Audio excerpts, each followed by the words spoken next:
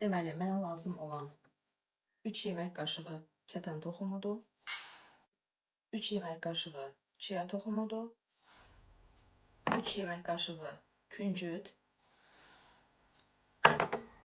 hardasa 1 stakan tıqba nə idi Azərbaycan dilində? Boran tumu,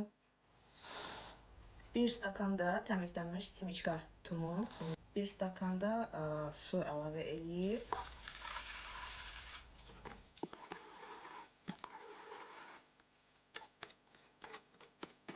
Və bu artıq demək olar ki, hazırdır. Suyu özünə çəkib və qatlaşıbdır.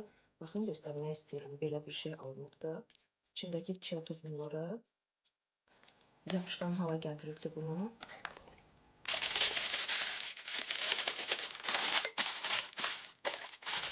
Və bunu bura töküb yaymaq lazımdır.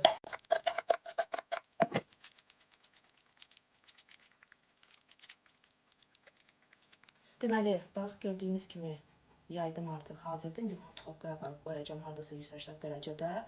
30 dəqiqə məncə bəs eləyər.